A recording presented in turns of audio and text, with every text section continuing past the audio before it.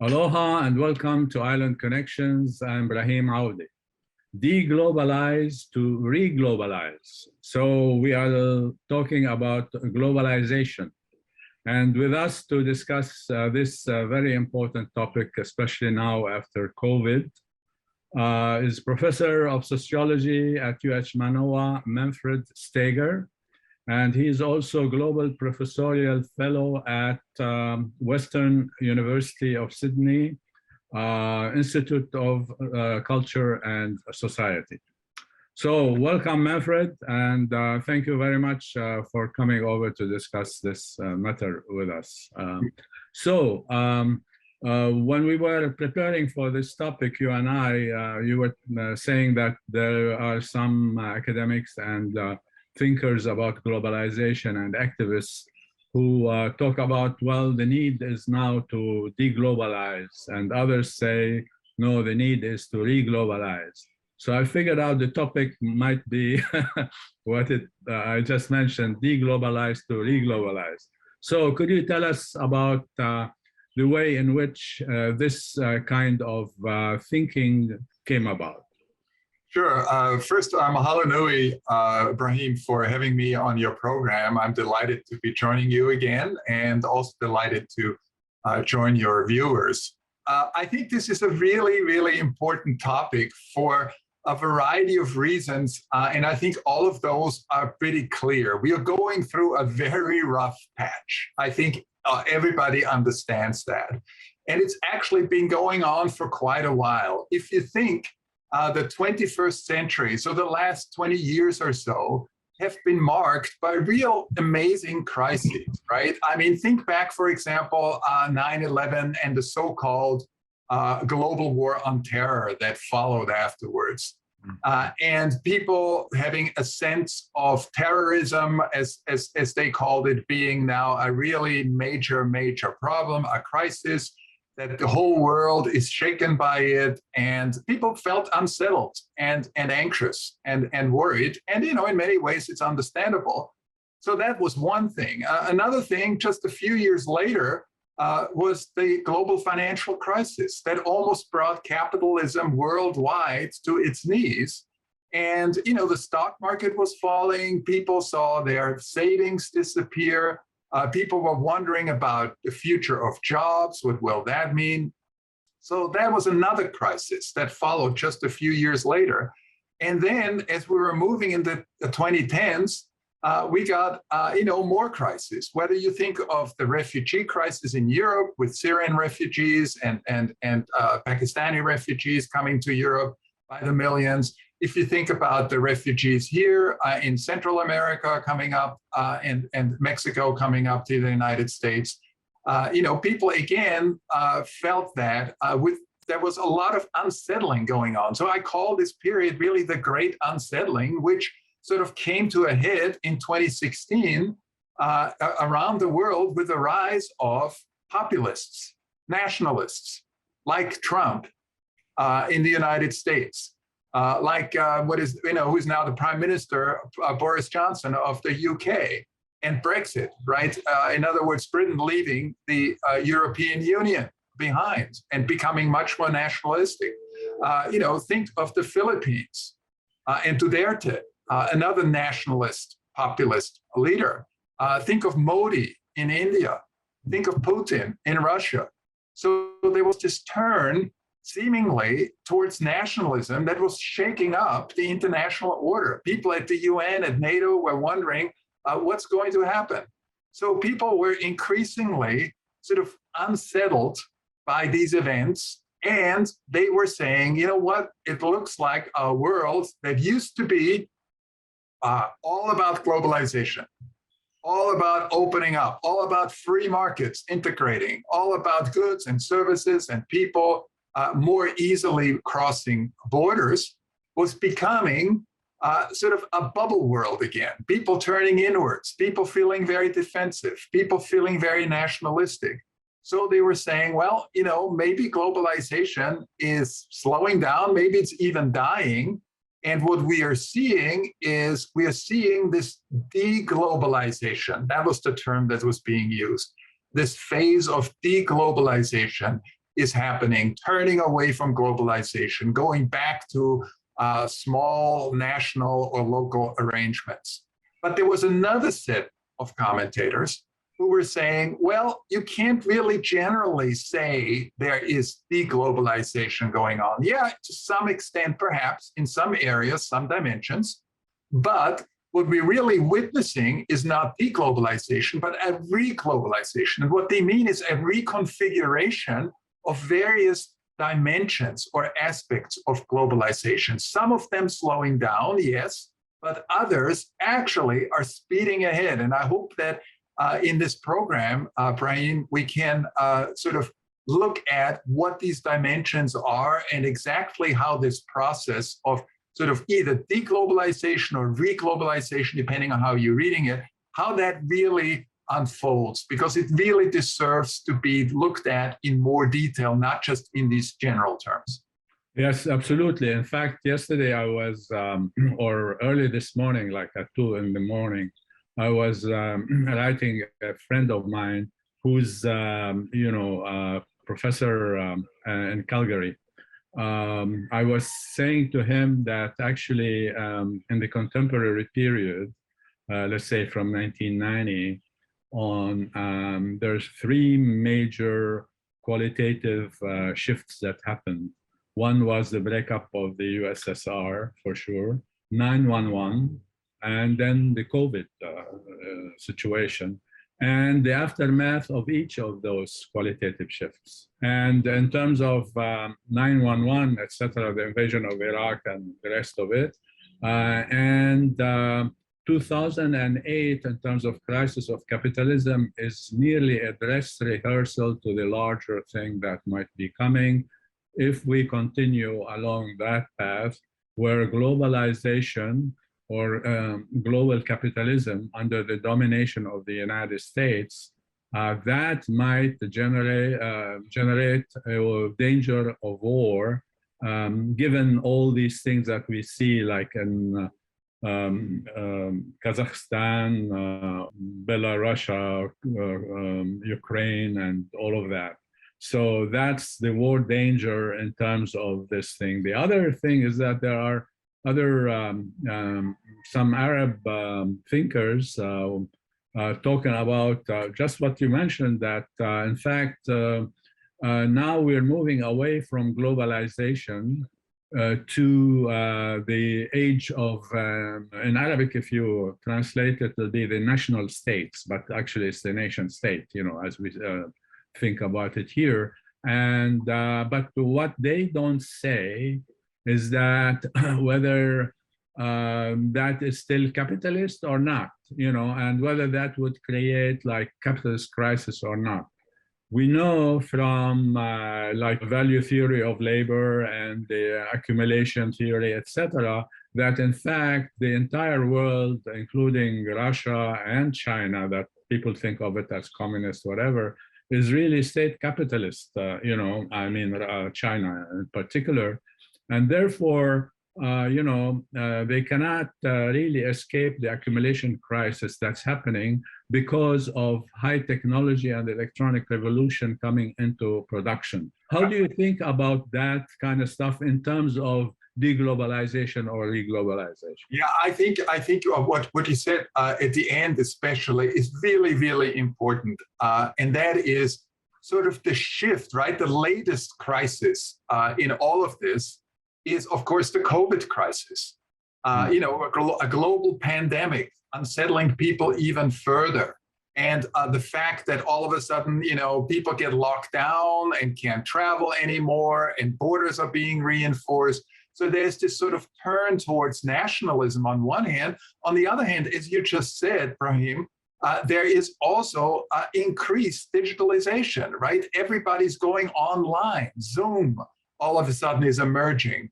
Our courses at university level, or even in regular, high schools, middle schools, go online, have gone online. And this has now been going on for 2 years. Seemingly everything, even yoga classes, become digitalized. So it seems that, in addition to all the terrible blows that unsettled people, there is now perhaps the biggest blow, which is that most or a big chunk of your life is now being spent in cyberspace in front of screens, no longer necessarily, face-to-face embodied relations. And I think that's an important point to understand this question that we're asking ourselves today. Are we experiencing deglobalization, or are we experiencing reglobalization? Digitalization, the changing nature of work. Think of home office, all of a sudden people working from home. What's going to happen to physical office spaces and so on? That's a really, really important one. And I would like to, if I may, I think it might help also the viewers to just bring up, 2 slides that I think could really help in terms of explaining exactly what is the impact of digitalization with regard to our topic of today, which is the world deglobalizing? Yeah, please do. Yeah. Okay. The world is actually reglobalizing, not deglobalizing. In other words, globalization has not gone into reverse. So take a look at this timeline here, right?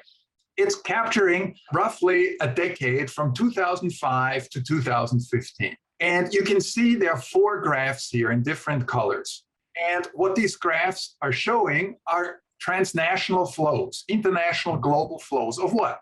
Global flows of trade, that's in red, global flows of capital, that's in yellow, global flows of people, that's in light blue, and then global flow of data, information, digital flows. And what you can see is between 2005 and 2015, the flows of people, capital, and trade have sort of gone up a little bit, but sort of stagnated. So when people talk about deglobalization, that's what they mean. They're saying, well, look at trade, right? People always thought that globalization was primarily about trade. You remember all the trade protests against the WTO back in the 1990s, right? But what they're missing is that globalization of information, of data, look how it has gone up tremendously. And if we were to add another 5 years to 2020 or even 2021, you would see that this curve, that this divergence is even bigger, has grown bigger than ever before. What this means is that globalization is a shapeshifter. It has changed from the globalization of trade and capital to some extent and people movements to what? To digitalization, to the globalization of data and flow. That means if we think of globalization, we can think of globalization in terms of 4 formations, right?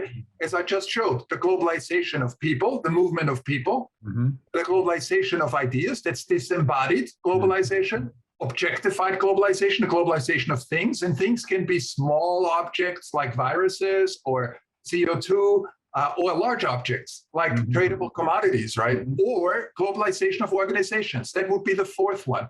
That can be states, can be military, corporations, transnational corporations, can be churches, can be sports clubs. Think of Manchester United, the soccer club, has 160 fan clubs around the world, right? So globalization is not just one thing. Globalization has 4 formations. And if I'm right, then what has happened is that globalization has not gone away, but you could say has become disjunctive.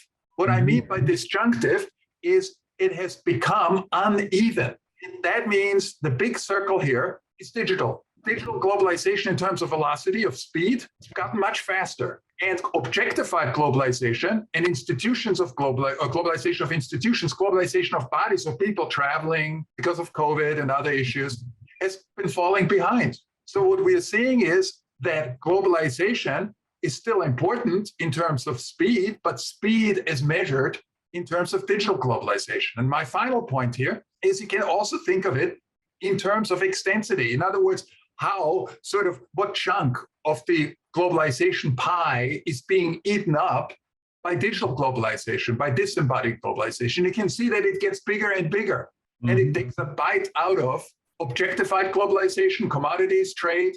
It takes a bite out of institutions globalizing. We don't see that as much anymore, not as fast or not as big as it used to be. And even traveling, we all know traveling has fallen. Tourism here in Hawaii has tremendously fallen as a result of what has happened with COVID and other issues.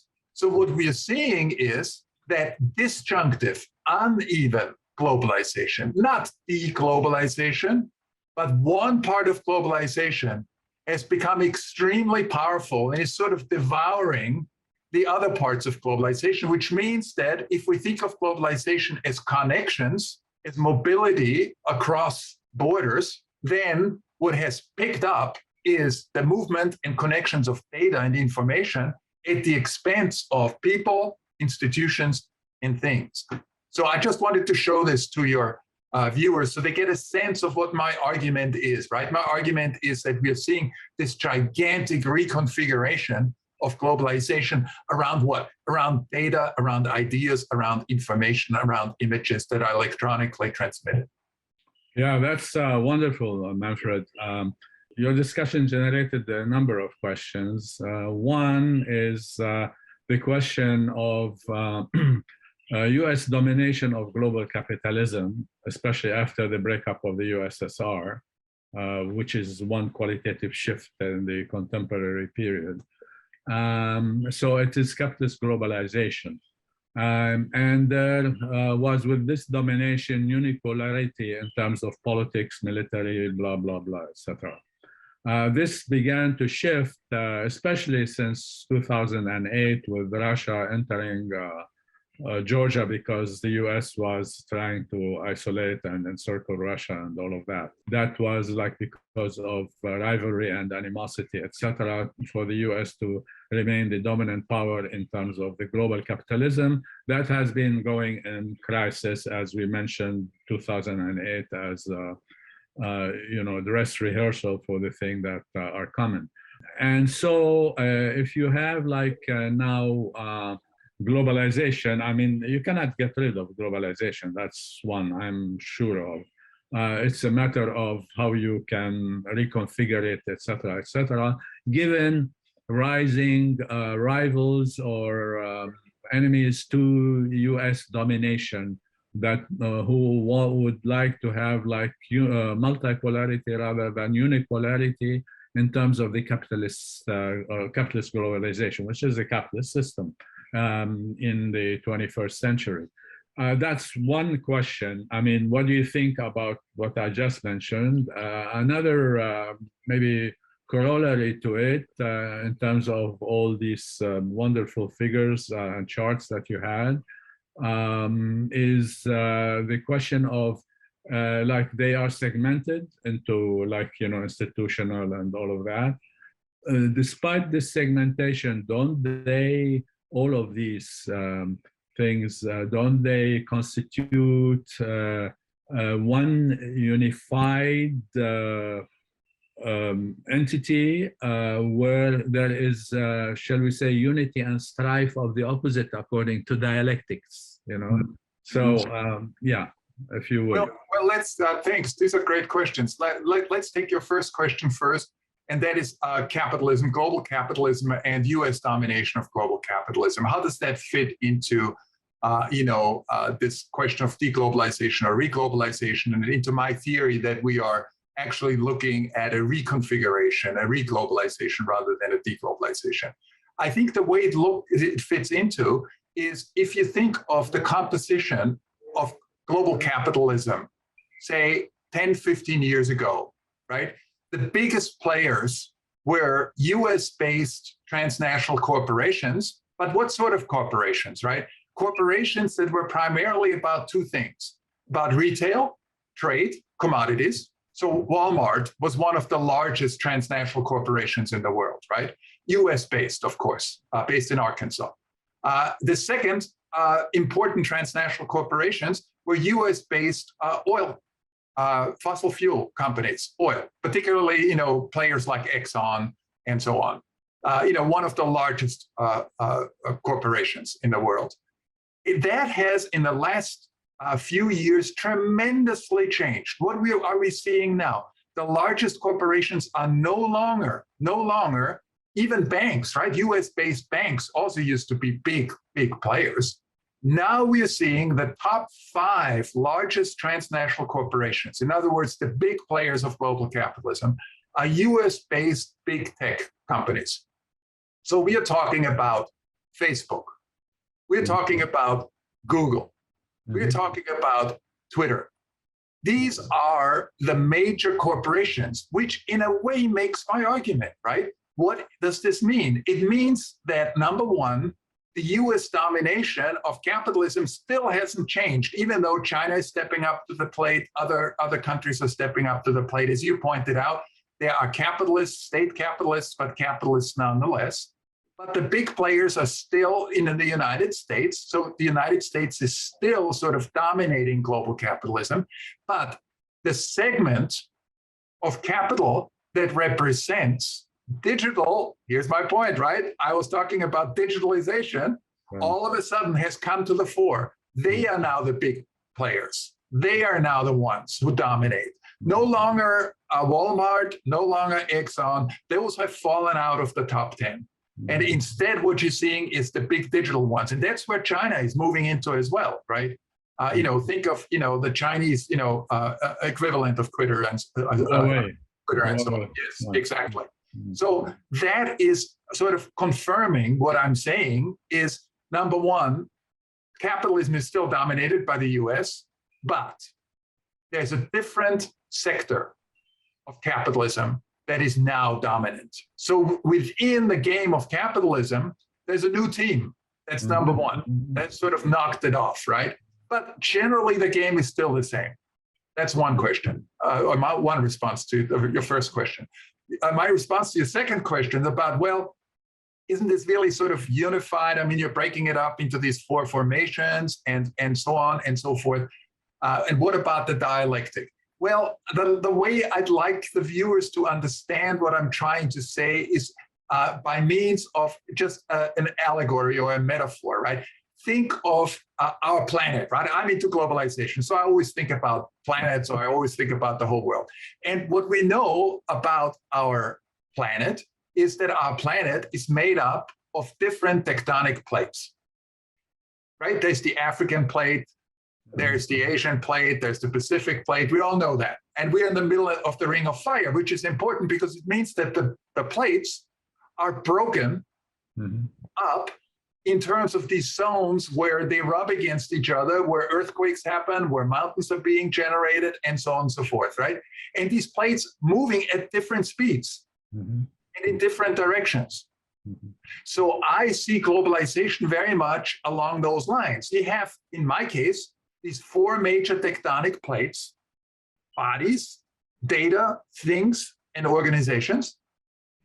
And in a sense, like the world, like the earth, they are, as you said, dialectically forming one thing, but they are moving at very different speeds and in different directions. And right now, they're moving one particular plate, the digital plate, is really moving fast. And that means we're seeing a lot of earthquakes. We're seeing a lot of volcanoes bursting. We're seeing a lot of action going on.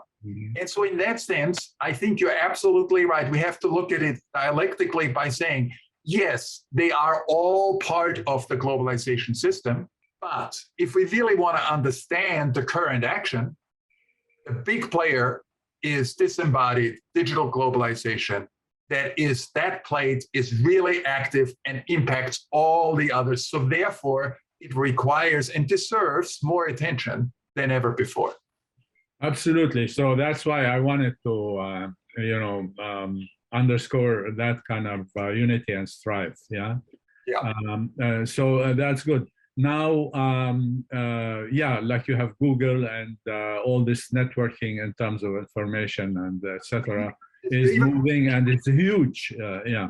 And that says actually that in the age of globalization, capitalist globalization, you still have the United States corporations, dominant, and therefore the US is dominant.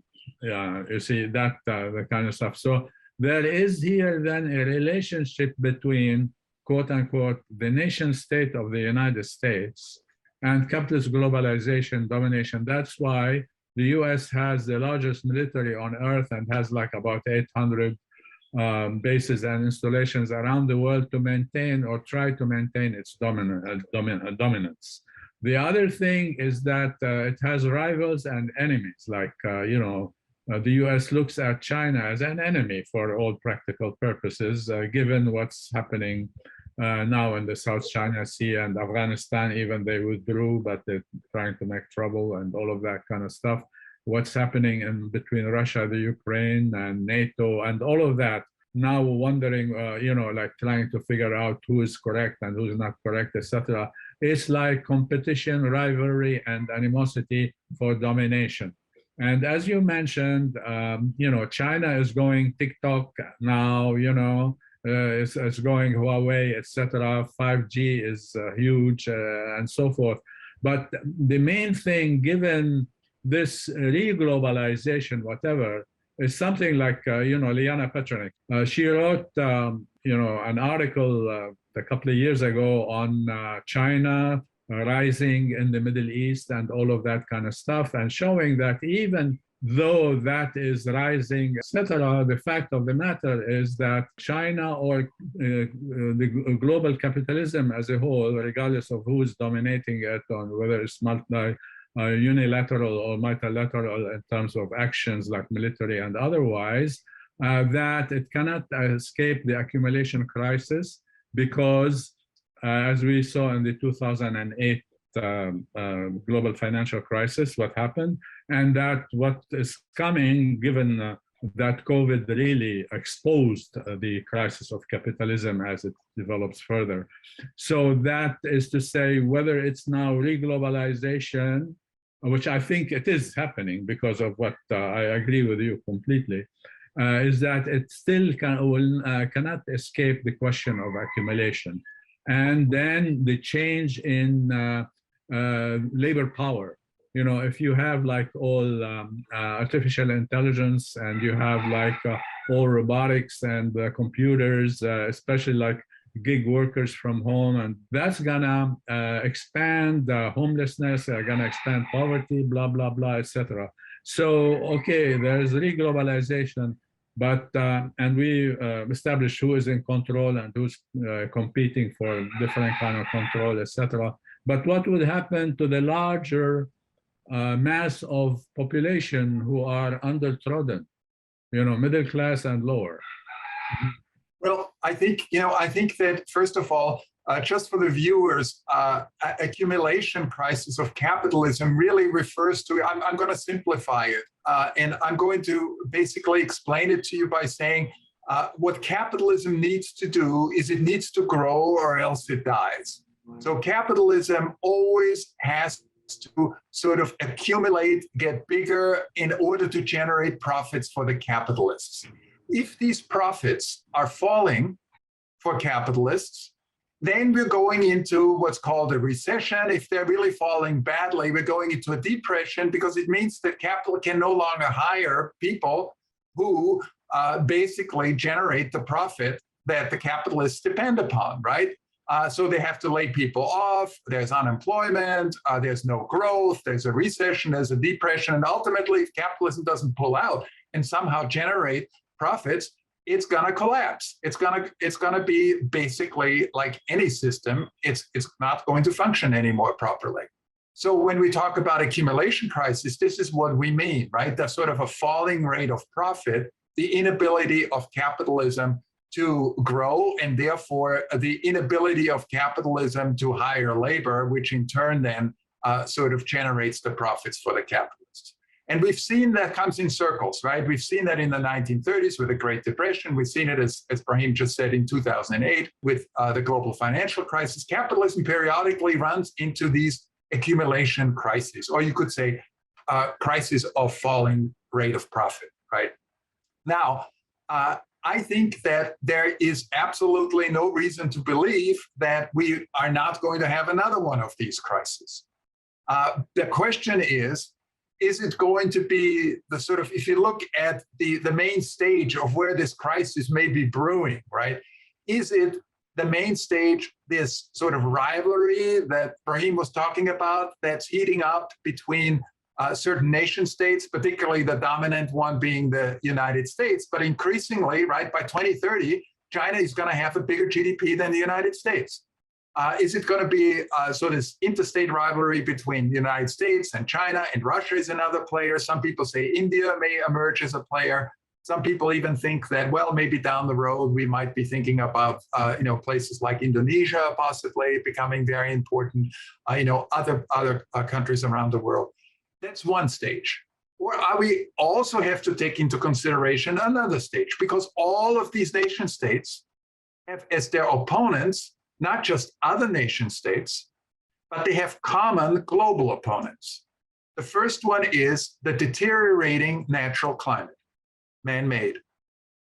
It's an opponent that all nation states have to face. It's a global opponent. We have to deal with that. If we don't deal with that, capitalism could very easily, as a result of the deteriorating climate, run into this accumulation crisis, this crisis of falling rate of profit that Ibrahim was talking about.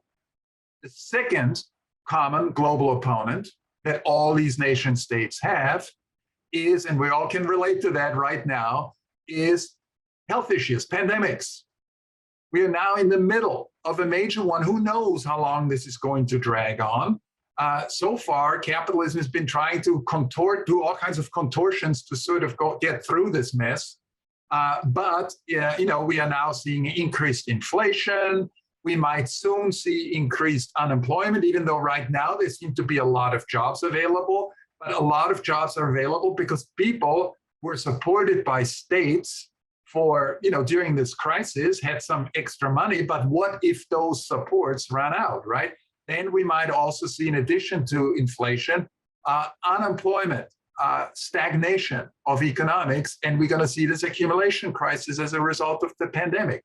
So what I would like to suggest is we always need to have in mind, in view, two stages, not just one.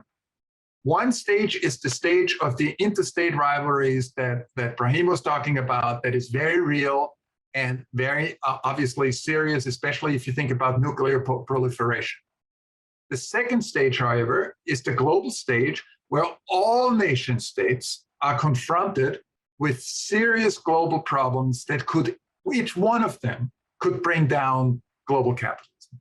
I completely agree with that, because that's how I've been thinking about it. And I'm glad, I left it to you to talk about what accumulation crisis is. The other thing, given that the value of labor is declining because of high technology and production and services, etc., meaning that people who are making like $70 an hour now making $20 an hour, or if they're full-time, they are now part-time, etc. Some of them like it, like gig workers like working from home, etc. But the point of it is that not everybody is in that position. Look at the homeless population growing, etc. So in the age of high technology, you have all these kinds of things happening, like unemployment and completely like displaced by high technology workers, and so they have no place in the economy as a whole, except like maybe underground economy, whatever. So that brings down the level, of income, standard of living, and so forth. And so this kind of crisis brewing now might be looked at in a different way from the ones, let's say, in the 20s and 30s, as an example. Yeah, sure. So what do you think of that? Because technology was happening, it was like labor aiding devices for workers to become more productive, whereas now labor replacing. So this is a huge, it seems to me. So what do you think of that? Well, I think that what's really important for us to understand is that capitalism is always reinventing itself in order to avoid the crisis of accumulation. So it has to always find new ways of generating profits. So every time a crisis happens, capitalism frantically is trying to find new ways of making profits and accumulate more capital. And interestingly enough, technology has always played a role in this. If we think, for example, of World War II, warfare was a major factor in capitalism reinventing itself and pulling out of the recession, out of the depression, which was also worldwide. And, because of World War II and mostly war technology or war-related technology, that we saw capitalism becoming a sort of modern post-World War II capitalism. And these were the golden 30 years. People talk about the golden 30 years, 45 to 1975 of capitalism, until capitalism ran into another crisis in the 1970s with the oil shocks and everything. Some viewers may remember that. I remember it. So that's really important to understand, that there always are technological inventions and sort of displacement of workers by technology. That's always been the story of capitalism. What capitalism has done successfully so far is it has opened up new employment opportunities. So we know that, for example, agricultural work over 100, 200 years has shifted to what? Industrial work. Industrial work then shifted to what? More sort of mechanized manufacturing. Mechanized manufacturing or factory work then shifted to what? Shifted to sort of post-industrialism. What do we mean by that? It means that it was more of a service sector that capitalism relied on and created jobs in the service sector, whether it's restaurants or whether it's clerks, office workers, and so on and so forth. So capitalism right now is in the process of reinventing itself again and creating new jobs. The thing is, this is important, Ibrahim, because you mentioned that, I think correctly, in the global north, meaning in the United States, in Europe, in these so-called developed countries, a lot of service workers find their jobs disappearing. They become, like you said, gig workers. So what's happening here? What's happening here, and again, I want this to be understood in the context, remember, of my argument that we are moving from embodied globalization to disembodied digital globalization, is that service sectors become digitalized. What does this mean? I'll give you a concrete example. I have a friend who works for a law firm in San Francisco. He's a lawyer. He's a partner of a relatively large law firm in San Francisco. 10 years ago, they used to hire every year about 15 to 20 paralegals in order to help with their legal work.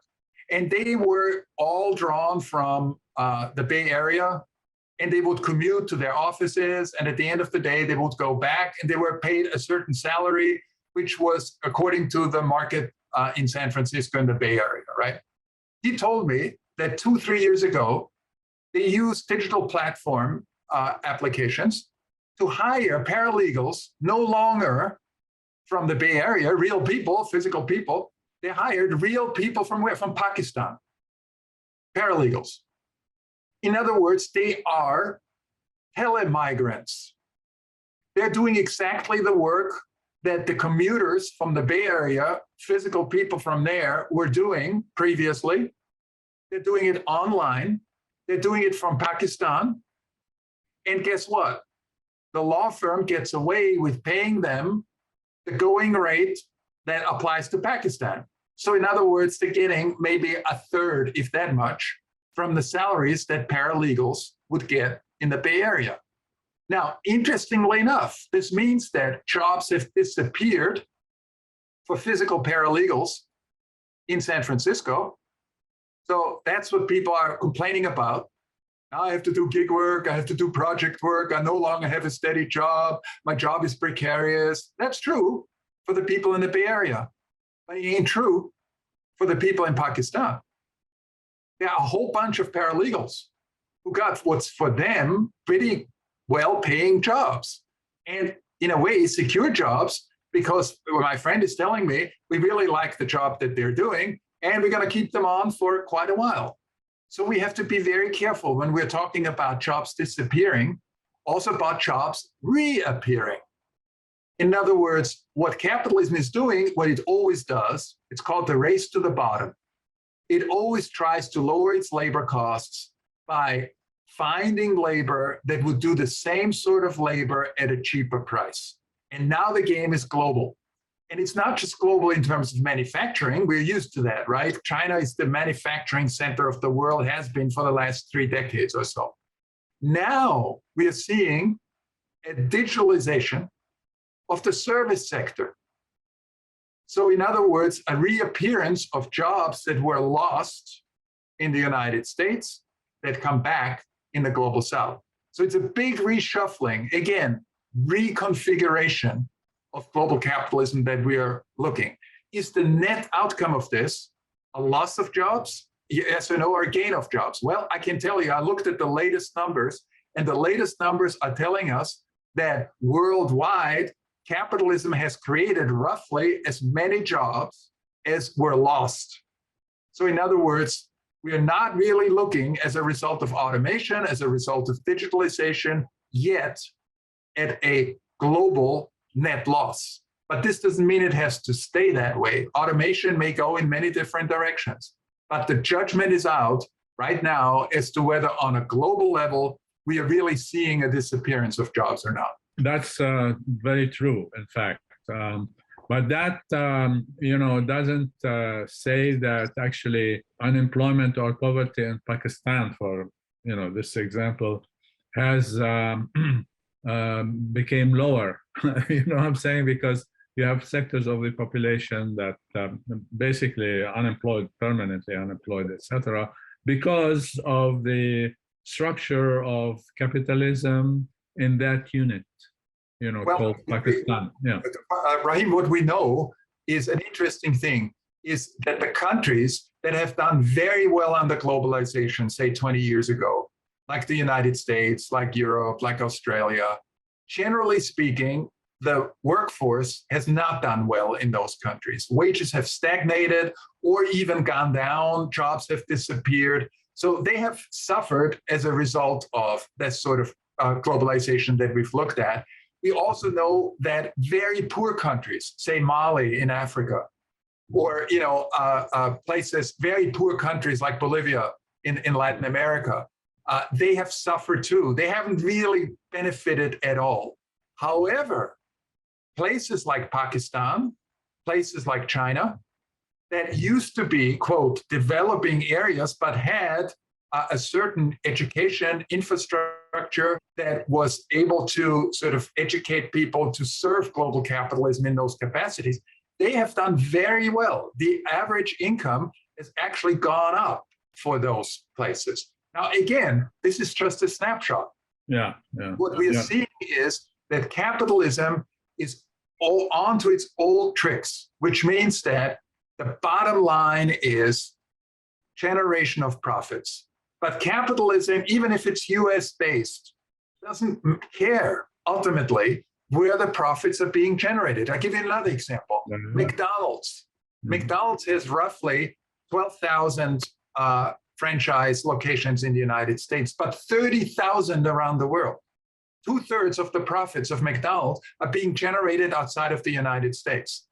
So in other words, McDonald's doesn't care where it generates its profits. But culturally, it certainly sells American images, American notions, American lifestyles, all that kind of thing. But just in terms of the pure profit, capitalism is always trying to do whatever it can to generate profits wherever it can. Absolutely. Hence, like the contradiction, right? And hence, like the tension that generates like those neo-fascist politicians because of all of what you mentioned. Like, for instance, I wouldn't want, if I have like a big corporation or, that law firm, I don't have to like go to the State Department and ask for like 12 guys, paralegals to come over here, you know what I mean? So I would escape all kinds of immigration procedures, blah, blah, blah, etc., which makes like less cost for me. And over there, they're ready, and it's not illegal. So, then what is this all hullabaloo about immigrants coming from Mexico or, El Sud, I mean, Latin America, Bolivia, or wherever. So that is something that to think about. So Yes. how populism derives things to make you be an enemy of the people crossing the border just to feed themselves, so to speak, and the things that we are talking about. So this becomes populism, like make America great again and all of it, as though it was at some point great again for everyone. You know what I mean? Forgetting about the civil rights movement and blah, blah, blah. I don't want to repeat American history here. So, absolutely. I think what we then have to also really take into consideration is that again, if I'm right, and capitalism is now deglobalizing but reglobalizing, and reglobalizing in terms of sort of positioning itself more and more around the digital and cyberspace and information and data. Then we also have to talk about the fact that capitalism, global capitalism itself, is changing. And maybe, there's a wonderful book out there, which I very highly recommend to your viewers. It's called The Age of Surveillance Capitalism. And the author is the former dean of the Harvard Business School. Her name is Shoshana Zuboff. And what she's arguing in that book is that now, in the age of surveillance digital capitalism, it's us, the people, who have become the source of profit for the new sectors of capitalism, as we talked about, that are now dominant, which is the social media, the big tech companies. They are mining us. In other words, capitalism is now extracting, exploiting digitally people around the world in terms of getting data from people, selling them to advertising companies, generating enormous profits as a result of that data mining. And ultimately, they want to change our behavior in a way that they turn us into, which capitalism always has done and always been criticized for, mindless consumers and predictable consumers. Consumers who buy certain products predictably because they have developed certain kinds of tastes and certain kinds of affinities. And that is now being done digitally. It's done also by keeping us glued to our iPhones, by keeping us glued to our iPads, to our screens, all the jingles and jangles that you hear every day, and you pick up your phone. And the point is to keep you as long as possible there, to get you to click on things, to get you to sort of volunteer information, because capitalism is basically now treating human beings as gold mines. They are extracting literally information that they're selling for a profit. Right. So the contradiction here is, in the age of globalization and based on, that high technology, etc., you are reduced to being in an iPhone bubble, so to speak, which is amazing. I mean, to me, it's amazing. Like, people are mindless, don't think, whatever, and just live in this bubble and think this is the rest of the world. And while knowing nothing about globalization, in which they live and to which they belong. And then they go towards this other political contradiction, or contradiction in politics, is that they follow the populist. And hence, this is the kind of problem that that you have. Just one quick thing, like, I remember the American century, like, lasted only like 25 years or less, in the 70s, I mean, if generous, you can say 35 years. Let's 35. Yeah. So anyway, there's another thing that's happening, which is, in fact, like, because of high technology, etc., and all of these things that I agree with you on, is that with the lowering of labor power, or the power to labor in the market, in the labor market, you begin to because like all these kind of systems like feudalism, whatever, slavery, capitalism, are to protect private property. So actually, the ruling class worldwide or whatever, or in the United States, etc., doesn't care what kind of system it's living in, so long it protects its private property.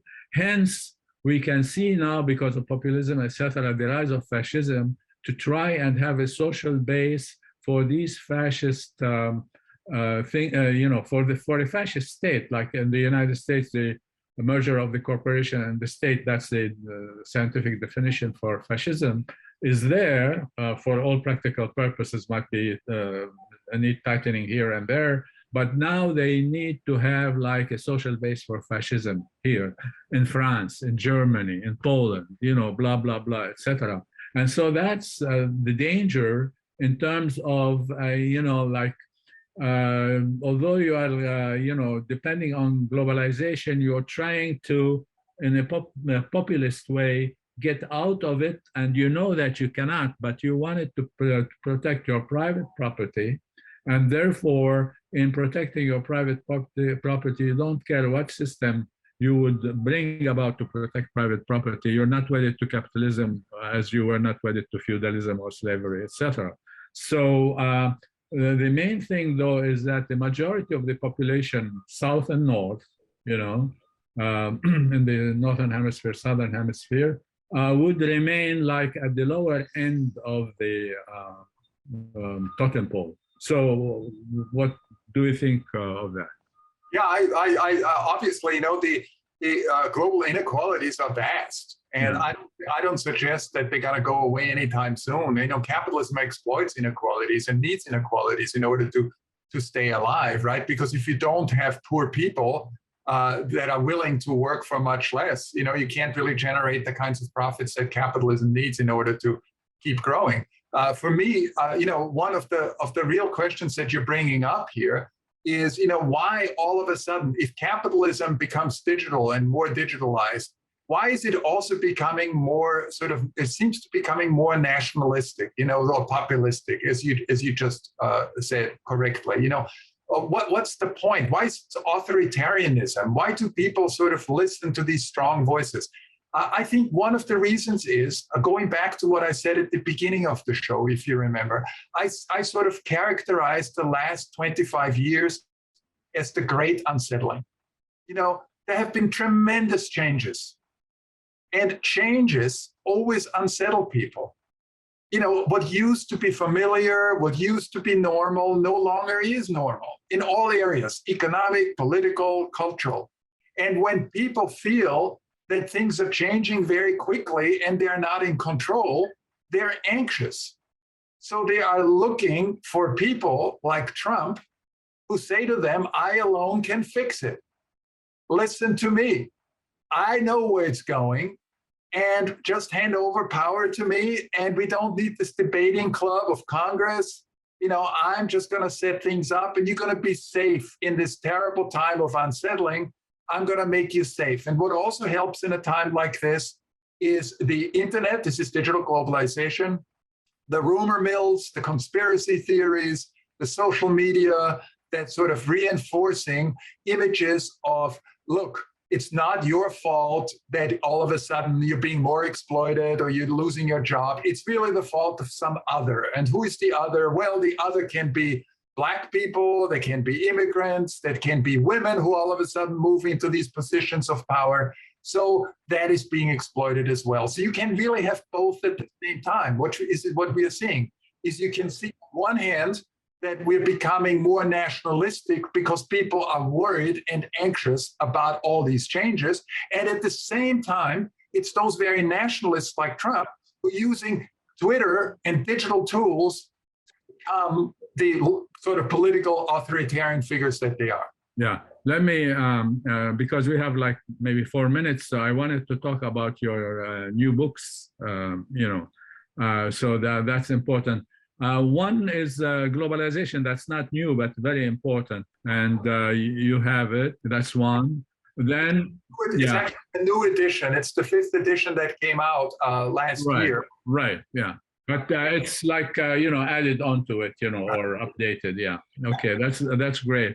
Then there is globalism facing the populist challenge. And I see Make America Great Again on that. So I would recommend all these ones to our viewers. And also globalization matters. I mean, that's an interesting one. Does globalization matter or matters of globalization? Right. It's a wonderful title. So I would recommend those for our viewers as well. Do you want to say something about it before like we run out of time?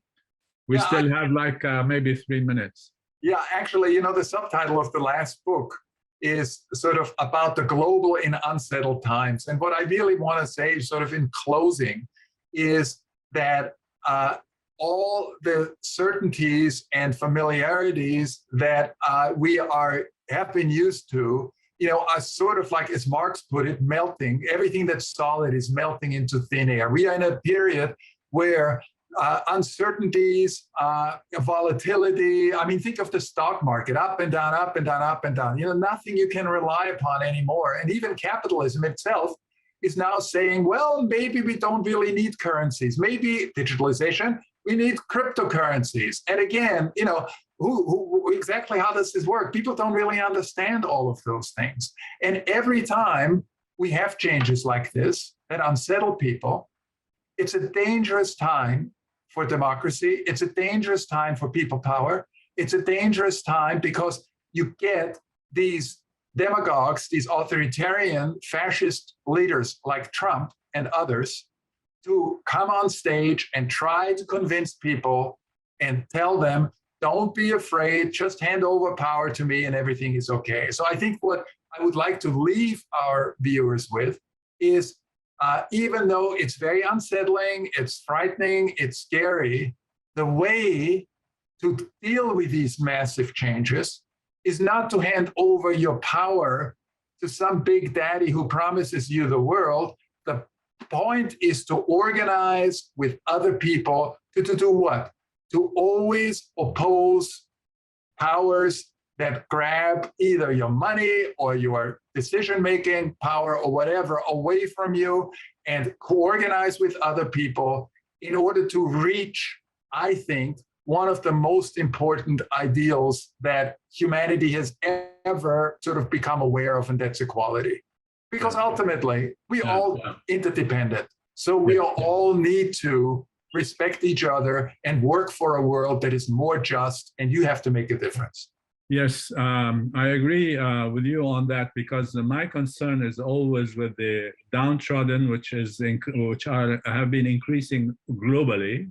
That's one, and against that, people like Trump and the neo-fascists around the world. What they do is direct you to fight windmills, whether it is the windmills, the immigrants, or the blacks, or women, or whatever, rather than fighting that which really you need to fight, that is your enemy, and that is the ruling class with its capitalist system that really brings down people. And therefore, you need to change that system to something that serves democracy, freedom, liberty, and the overwhelming majority of the population. Well, Manfred, I think we need another program because it's been wonderful, as usual. I mean, this is our third one together on globalization, and it seems that we need at least another one. So hopefully we'll do one. All right. Thank you very much. Thank you very much. And thank you, viewers, for watching. And mahalo nui loa. And we'll see you next month. Aloha.